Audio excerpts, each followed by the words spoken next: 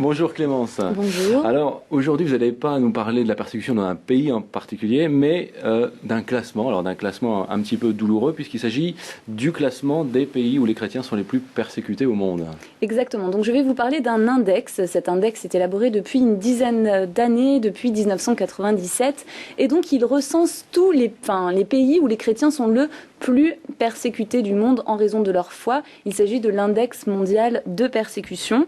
Donc l'objectif, il faut savoir que Portes Ouvertes International est à l'origine de cet index. Alors, quelles sont les tendances pour cette année ?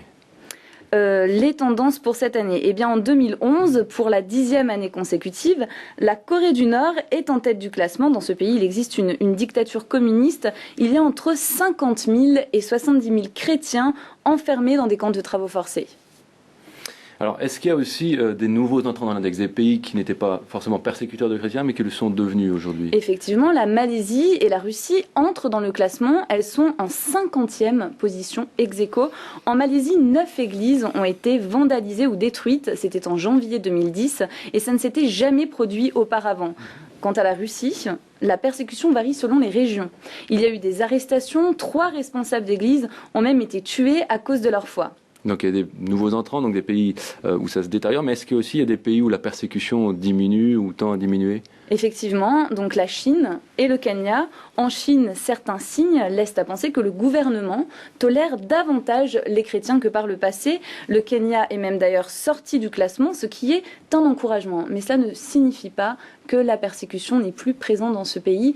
Et je peux également revenir sur les membres qui organisent donc cet index de persécution. Il s'agit d'une ONG. Cette ONG s'appelle Portes Ouvertes International. Ils ont donc une équipe de recherche qui va récolter l'information sur le terrain et puis la recouper avec d'autres informations issues de différentes sources telles que par exemple les ONG ou les journaux ou bien encore des spécialistes de la question.